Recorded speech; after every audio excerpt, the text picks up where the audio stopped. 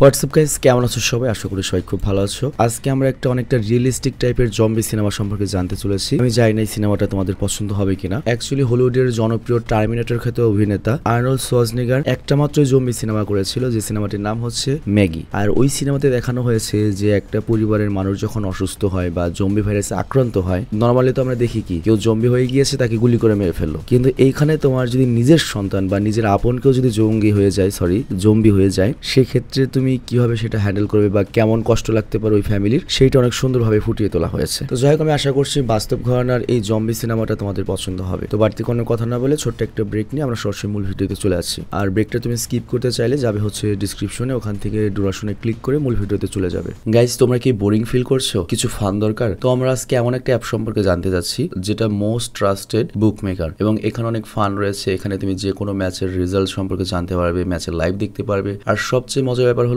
তোমরা এখান থেকে প্রাইজও জিততে পারবে। আর এছাড়াও তুমি স্কোর প্রেডিক্ট করার সাথে সাথে কোন টিম জিতবে বা রান করবে এটা করে প্রাইজ জিততে পারো। আর এছাড়াও রয়েছে BMW কার জেতার সুযোগ, আইফোন, ল্যাপটপ ছাড়া অনেক কিছু। আর PSG তেও কিন্তু এটা স্পন্সর করছে, তো সুতরাং এটাতে সন্দেহ করার কিছু নেই। আর তাছাড়া এখানে আরো অনেক গেম রয়েছে, যেমন crash, new chicken road game, যেগুলোতে ইজিলি যেতে সম্ভব। আর এখানে রেজিস্ট্রেশন করার জন্য স্ক্রিনে যে সংখ্যাটা দেখতে পাচ্ছ, এই বিজ্ঞাপনের সংখ্যা ইউজ করলেই তুমি 12,000 টাকা পর্যন্ত ফ্রি পেতে পারো। আর তাছাড়া ফ্রি স্পিন পাবে তোমার প্রথম ডিপোজিটে, এবং ইজিলি তুমি তোমার টাকা উঠাতে পারবে। আর তাই দেরি না করে পিন কমেন্টে যে বিজ্ঞাপনী কোডটা রয়েছে সেটা ইউজ করে রেজিস্ট্রেশন করতে পারো আর জিতে নিতে পারো বোনাস। তবে আমরা যে বিজ্ঞাপনী দিই না কেন, তোমরা জেনে শুনে বুঝে তারপর সেখানে যাবে। তো ব্রেক শেষে আমরা মূল ভিডিওতে আসলাম। তো যাই হোক, এই সিনেমার শুরুতে আমাদের একটা মেয়েকে দেখানো হয় যার নাম হচ্ছে ম্যাগি। আর ম্যাগি নিজের বাড়ি ছেড়ে চলে যাচ্ছে, আর সে তার বাবার জন্য একটা মেসেজ লিখে যায়। আর সেই মেসেজটাই লেখা ছিল হচ্ছে চারিদিকে কারফিউ ছড়িয়ে পড়েছে, আর এর জন্য ওর বাবা যেন ওকে খুঁজতে বের না হয় এবং পরিবারের সকলের জন্য খেয়াল রাখে। আর এরপর আমাদের নিউজ দেখানো হয়, টিভি নিউজ,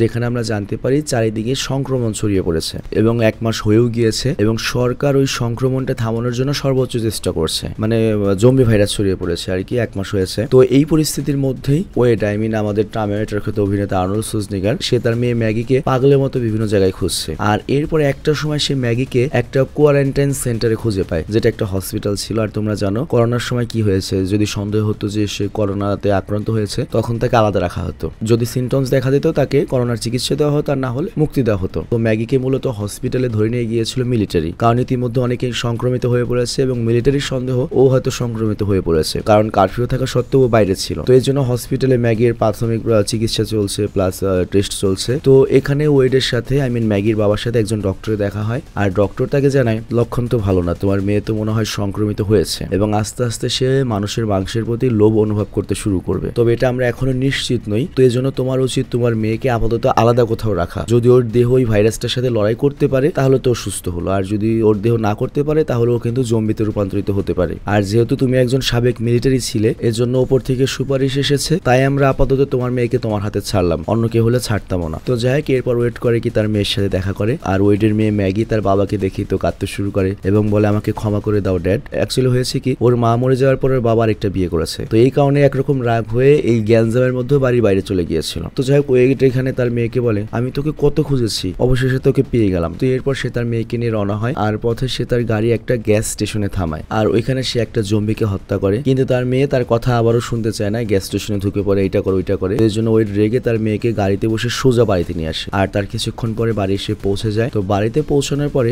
ম্যাগির সাথে সাক্ষাৎ হয় তার সৎ বোন মলি, সৎ ভাই ববি এবং সৎ মা ক্যারোলিনের সঙ্গে। তো ম্যাগি তো এদের নিয়ে আগেই বিরক্ত ছিল, তো এই জন্য ম্যাগি করে কি একা ছাদে গিয়ে বসে পড়ে। আর তখন সেখানে তার ভাই ববি আসে, আর সে ম্যাগিকে জিজ্ঞাসা করে তুই কি মারা যাবি, কারণ আমাদের স্কুলেও একটা ছেলে শুনেছিলাম সংক্রমিত হয়েছিল, পরে জম্বিতে পরিণত হয়েছে, তারপর তো মরে গিয়েছে। আর এইদিকে ক্যারোলিন তার নিজের 2 সন্তানের চিন্তায় পড়ে যায়, কারণ ম্যাগিকে জানা হয়েছে ও নিজেই তো সংক্রমিত হতে পারে, তো ওর কাছ থেকে আবার তার বাচ্চারা সংক্রমিত হবে। তো এই জন্য সে করে কি তার 2 সন্তানকে তার একটা আন্টির বাসায় পাঠিয়ে দেয়। তো ওইটি করে কি সেখানে রেখে আসে তার 2 সন্তানকে, আর ম্যাগি হচ্ছে আগের ঘরের সন্তান, ওকে খেতে ডাক দেয়, কিন্তু ম্যাগির মনটা একদম খেতে যাচ্ছে না। তো এখানে ম্যাগি ওয়েডকে জিজ্ঞাসা করে আচ্ছা বাবা, তুমি যে আমাকে গত 1 মাস ধরে খুঁজলে, যদি তোমার কিছু হয়ে যেত? ওয়েড তখন বলে আমি তোর মাকে প্রতিশ্রুতি দিয়েছিলাম তোকে আমি যে কোনো মূল্যে সুরক্ষিত রাখবো, আর আমি আমার প্রতিশ্রুতি কখনোই ভাঙি না। বাট তখন ম্যাগি বলে আপনি তো আমাকে এই বাড়িতে নিয়ে এসে উল্টো সবাইকে ঝুঁকিতে ফেললেন, আমার জন্য তো বাকিরাও সংক্রমিত হতে পারে। তবে তারপর ওয়েট করে কি এই কথাগুলি এড়িয়ে ওকে সাথে নিয়ে ডাইনিং এ যেতে থাকে, মানে খাবারের জন্য।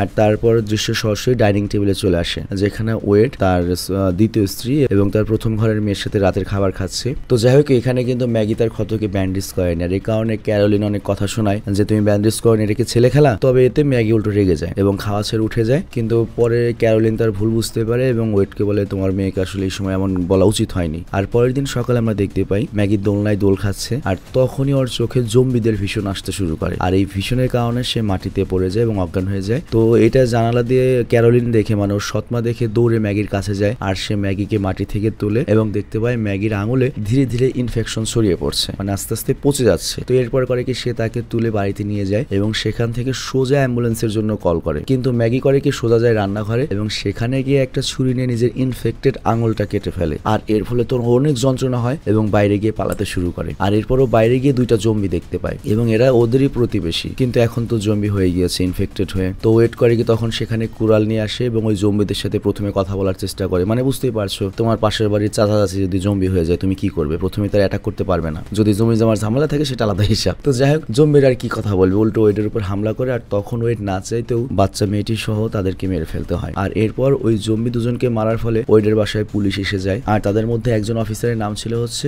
অফিসার রে, যে ওয়েডের ছোটবেলার অনেক ভালো বন্ধু। আর সে ওয়েডকে বোঝায় তাদের প্রতিবেশীর সাথে এই ঘটনাটা এজন্যই ঘটেছিল কারণ সে তার স্ত্রীকে কোয়ারেন্টাইনে না রেখে স্পেশাল ক্ষমতা দিয়ে ঘুষ দিয়ে বাড়িতে নিয়ে এসেছিল, আর এই কারণে ইনফেকশন ছড়িয়ে সেও মারা পড়লো, তার মেয়েটিও মারা পড়লো। এবং ইনফেক্টেড মানুষদের অবশ্যই সরকারি কোয়ারেন্টাইনে রাখা উচিত, তা না হলে পুরো পরিবারই কিন্তু সংক্রমিত হয়ে যাবে। কোনোভাবেই কোনো সংক্রমিত ব্যক্তিকে বা সন্দেহভাজন ব্যক্তিকে ফ্যামিলির সাথে রাখা যাবে না। আর তুমিও কিন্তু তোমার মেয়েকে নিয়ে এসেছো, ওকে কিন্তু কোয়ারেন্টাইনে রাখলেই ভালো হতো। তবে তারপরেও তুমি আমার বন্ধু, এর জন্য আমি একটু শিথিল করতে পারি, কিন্তু একেবারে তো তোমাকে ছাড় দিতে পারি না। তো ওয়েট বলে তুমি যদি আমার মেয়েকে নিয়ে যেতে এসেছো তাহলে তার আগে আমার সাথে একটা ডিল করো, আর ওই ডিলটা তো বুঝতেই পারছো, মানে এখন গুলাগুলি করতে হবে, আর দেশের যে পরিস্থিতি পুলিশেরও তত পাওয়ার নেই। তো এরপর রেড সেখান থেকে চলে যায় এবং বলে তুমি যেটা করছো এটার ফল তোমার ফ্যামিলি ভোগ করবে, আমরা নয়। তো যাই হোক, পরের সকালে ওয়েটের কাছে ডক্টরের কল আসে যে ম্যাগির চেক আপ করতে যাচ্ছিল যে কতদূর কি হলো, মানে ওর বডি কি ওই ভাইরাসটার সাথে লড়াই করতে পারছে নাকি পারছে না। তো এরপর ওয়েট করে কি ম্যাগিকে নিয়ে সরাসরি হসপিটালে যায় এবং চেক আপের সময় ডক্টর বলে যে ম্যাগির অবস্থা আগের চেয়ে অনেক ভালো হয়েছে আশ্চর্যজনক ভাবে। কিন্তু তারপরে যখন ডক্টর ম্যাগির হাতের ক্ষত দেখে সে বলে ওর তো আবার ইনফেকশন ছড়াচ্ছে। আর তারপর যখন ম্যাগির কাটা আঙুল দেখে সে জিজ্ঞাসা করে এখানে কি হয়েছিল, আর এটার উত্তরে ম্যাগি জানায় ইনফেকশন অনেক বেশি ছড়িয়ে পড়ার কারণে সে নিজের আঙুল কেটে ফেলেছিল, আর যেহেতু আঙুল থেকে ইনফেকশনটা ছড়াচ্ছিল, আঙুলে যদি না থাকে ইনফেকশন ছড়াবে কিভাবে। আর তখন ডক্টর বলে না, বিষয়টা এমন না, ওইটা রক্তের সাথে সমস্যা, তোমার আঙুল থেকে হয়তো পচা ধরবে কিন্তু ভাইরাসটা তোমার শরীরের ভেতরে রয়েছে, তো ইনফেকশন এরপর যে কোনো জায়গা থেকে ছড়াতে পারে। তো এটা শুনে ওয়েড এবং ম্যাগি দুজনেই ইমোশনাল হয়ে পড়ে। আর এরপর ডক্টর করে কি ওয়েডের সাথে একলা কথা বলে এবং সে বলে ম্যাগির ইনফেকশনটা অনেক দ্রুত ছড়াচ্ছে এবং আমি নিশ্চিত খুব দ্রুত ওর মানুষের মাংস খেতে মনে চাইবে। তো এখন ওয়েড তোমার কাছে দুটো অপশন রয়েছে, হয় নিজের মেয়েকে কোয়ারেন্টাইনে দাও কিংবা এমন একটা ওষুধ দিতে হবে যেটা খুবই যন্ত্রণাদায়ক এবং ওটা মরতেও পারে বাঁচতেও পারে। তো এই কথা শুনে ওয়েড অনেক নিরাশ হয়ে যায় এবং ম্যাগিকে নিয়ে বাড়ির পথে ফিরে আসতে থাকে। কিন্তু আমরা দেখি ডিনারের সময় ম্যাগি করে কি ক্যারোলাইনে কেড়ে মজা করে, কারণ ম্যাগি জানো তো মারাই পড়বে, মনের যত রাগ আছে না সব ঝাড়তে শুরু করে সৎ মায়ের উপর। আর এরপরে যাই হচ্ছে গ্যারেজে, যেখানে ওর বাবা গাড়ি রিপেয়ার করছে। তো এখানে ম্যাগি তার বাবাকে বলে আমার মা কত সুন্দর আর স্মার্ট ছিলেন তাই না, মানে ম্যাগি তার নিজের মায়ের কথা বলছে আর কি, আর্নল্ড শোজনেগারের আগের বইয়ের কথা বলছে। আর এর সাথে ম্যাগি আরো বলে আমি মনে করতে পারি আমি যখন ছোট ছিলাম মা জোর করে আমাকে বই পড়া শোনাতেন, আমার সেই মুহূর্তগুলো এখনো মনে রয়েছে।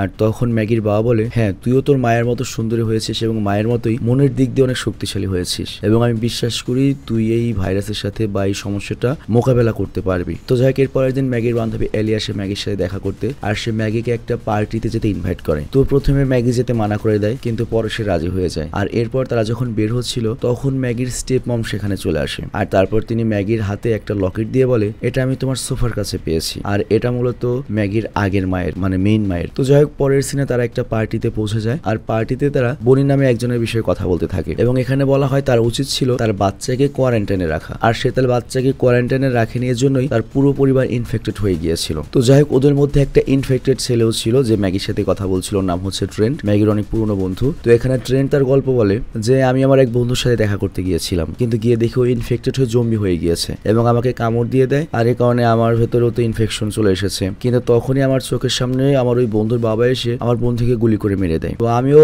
একসময় ইনফেক্টেড হয়ে যাব এবং ওই স্টেজে যদি আমিও পৌঁছে যাই বা আমিও যদি জম্বি হয়ে যাই আমি তো নিজেকে গুলি করে মেরে ফেলবো। তো ম্যাগিরও তো একই অবস্থা। তো এই কথা বলতে বলতে ওরা দুজন অনেক ক্লোজ হয়ে যায় আবেগে এবং একে অপরকে কিসও করে। তো যাই হোক, এর পরের সিনে আমরা দেখি অ্যালি ম্যাগিকে বাসায় ড্রপ করতে আসে এবং ওকে জড়িয়ে ধরে এবং বলে পরের সপ্তাহে তোর সাথে আমি অবশ্যই দেখা করতে আসবো। কিন্তু অ্যালি নিজেও জানে যে ম্যাগির হাতে খুব বেশি সময় নেই, সে যে কোনো মুহূর্তে জম্বি হয়ে যেতে পারে। মানে বুঝতেই পারছো তোমার ক্লোজ কোনো বন্ধু যদি এরকম একটা সমস্যা হয় কি করবে। তো যাই হোক এরপর ম্যাগি করে কি ঘরে গিয়ে চশমা খোলে এবং সে বুঝতে পারে সে আস্তে আস্তে জম্বি হয়ে যাচ্ছে, তার চোখ অন্যরকম হয়ে যাচ্ছে। আর তখন সে বাবাকে ভয় পেয়ে ডাকতে থাকে, বাট ওই মুহূর্তে তার মা চলে আসে, সৎমা, এবং ওর সৎমা এসে দেখে ম্যাগির চোখ পুরোপুরি সাদা হয়ে গিয়েছে। এবং এই জায়গাতে ম্যাগি বারবার মাংস রান্নার স্মেল পাচ্ছিল, মাংসের গন্ধ পাচ্ছিল। তো ও বলছিল যে তুমি কি মাংস রান্না করছো, ওর মাকে বলছিল। বাট ওর সৎমা বলে না, আমরা তো কোনো খাবার তৈরি করছি না। কিন্তু ওর সৎমার হঠাৎ করে তখন মনে পড়ে তার মানে ম্যাগি মানুষের রক্তের গন্ধ বা মাংসের গন্ধ পাওয়া শুরু করেছে। আর ওই মুহূর্তে ম্যাগি করে কি তার সৎমার কাছ থেকে চোখের ড্রপস যায়, কিন্তু ওর সৎমা তোকে ভয় পেতে শুরু করেছে। তো এর জন্য সে আই ড্রপসটা দেওয়ার সময় নিজের হাতে একটা কেচি রাখে নিজের সেফটির জন্য, যে ম্যাগি যদি আক্রমণ করে ওকে মেরে দেবে। আর তখন ম্যাগি আবারও জিজ্ঞাসা করে তুমি কি মাংস রান্না করছো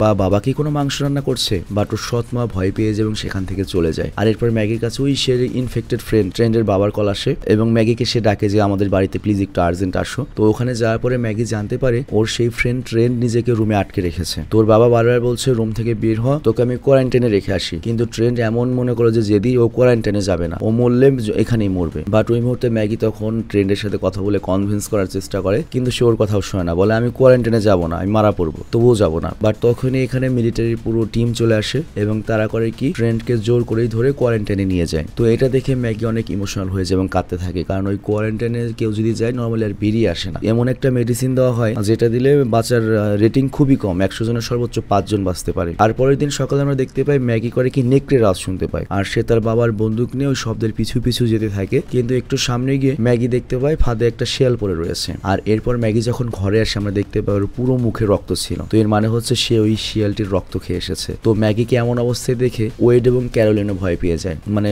বাপ এবং সৎমাও ভয় পেয়ে যায়। কিন্তু ম্যাগি তখন ওর বাবা মাকে বলে তোমরা প্লিজ আমাকে ধরো না। তো সৎমা এখানে অ্যাম্বুলেন্সে কল দেওয়ার কথা বলে, বাট ওয়েড বলে না, কল দিও না, তাহলে ওকে কোয়ারেন্টাইনে ধরে নিয়ে যাবে। মানে এখানে মূলত ওর বাবার আল্লাদের জন্য এই পুরো ফ্যামিলির রিস্কে রয়েছে, আবার কোয়ারেন্টাইনে নিলে তো আর বেঁচেও আসবে না। তো যাই হোক এখানে ম্যাগি বলে আমার কোনো দোষ নেই, আমি আসলে শিয়ালের শরীর থেকে খাবারের গন্ধ পাচ্ছিলাম। আর এই কথা বলতে বলতে ম্যাগি কান্না করে দেয়। আর তারপর ওয়েড গিয়ে করে ওই শিয়ালটিকে একবারে মেরে আসে, যাতে ওই শিয়ালটা আবার ইনফেক্টেড হয়ে জম্বি না হয়ে যায়, তা না হলে তো আবার বাকি সব শিয়াল বা পশু পাখিকে জম্বি বানিয়ে ফেলবে। তো যাই হোক পরের দিন ক্যারোলিন ম্যাগির সৎমা ওয়েডকে বলে তুমি ম্যাগিকে কোয়ারেন্টাইনে রেখে এসো, প্লিজ রেখে এসো, রিস্ক নিও না। কিন্তু ওয়েড তখনও রাজি হয় না। আর এটা শুনে ক্যারোলিনই বাড়ি থেকে চলে যায়। আর এর পরের সিনে আমরা অফিসার রে এবং তার পার্টনারকে দেখতে পাই যারা ম্যাগির সঙ্গে দেখা করতে এসেছে, কিন্তু ওয়েট করে কি তাদেরকে ম্যাগির সঙ্গে দেখা করতে দেয় না। মানে এখন তো ম্যাগি আসলেই আরো ডেঞ্জারাস স্টেজে চলে গিয়েছে। তো ওই অফিসাররা তখন বুঝতে পারে নিশ্চিত ঘাপলা হয়েছে এবং তারা বলে ম্যাগিকে তার মানে কোয়ারেন্টাইনে বা ওইখানে নেওয়ার সময় এসেছে, কিন্তু ওয়েট এমনটা করতে মানা করে দেয়। আর এর ফলে অফিসার এবং ওয়েডের মধ্যে হাতাহাতি হয় এবং অফিসার যখন ওয়েডের হাতে হ্যান্ডকাপ পরাতেই যাবে তখনই ওয়েডের হাতে কোরাল চলে আসে। আর এ কারণে অফিসার রেকে আকাশে ফায়ার করতে হয়। বাট তখনই এখানে ম্যাগি চলে আসে এবং ম্যাগি তাদেরকে বলে আমার এখনো কোয়ারেন্টাইনের প্রয়োজন নেই, আমি এখনো নিজের কন্ট্রোলে রয়েছি।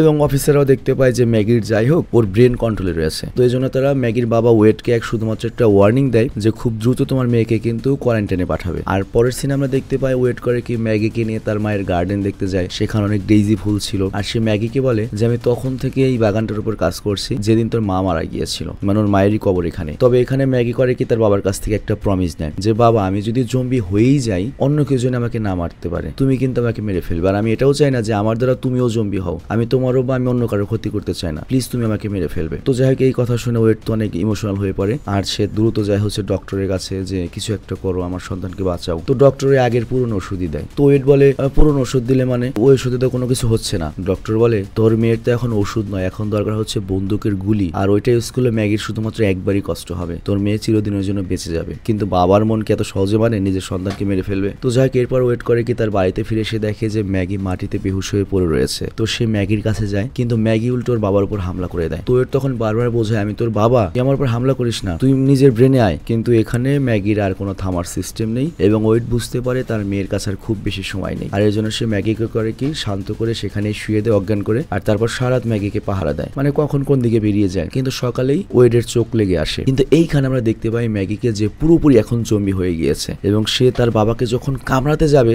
তখনই সে নিজেকে কন্ট্রোল করে নেয়, কারণ তার বাবাকে সে অনেক ভালোবাসে। আর তারপরও করে কি বাবাকে ফাইনাল গুড বাই জানায় এবং কপালে চুমু খায় আর বুঝতে পারে যে আমি খুব বেশিক্ষণ আমার কন্ট্রোলে থাকতে পারবো না। আর তারপর ম্যাগি যায় হচ্ছে ছাদে এবং ছাদে গিয়ে ওর সারা জীবনের সব ভালো ভালো মোমেন্টস এর কথা ভাবছিল। আর তারপর সে তার বাবাকে বাঁচাতে, পরিবারকে বাঁচাতে ছাদ থেকে লাফ দিয়ে আত্মহত্যা করে। আর এখানেই এই ইমোশনাল কাহিনীটা শেষ হয়ে যায়। তো যাই হোক এক্সপ্লেন আমি জানি না কতখানি তোমাদের ভালো লেগেছে, বাট অ্যাকচুয়াল স্টোরিটা আর অনেক বেশি মনে করো যে কি বলবো কষ্টজনক, তোমার চোখে পানি পানি চলে আসবে। তো আমি বিদায় নিচ্ছি, তোমরা ভালো থেকো, সুস্থ থেকো, টেক কেয়ার, বাই বাই, আল্লাহ হাফেজ।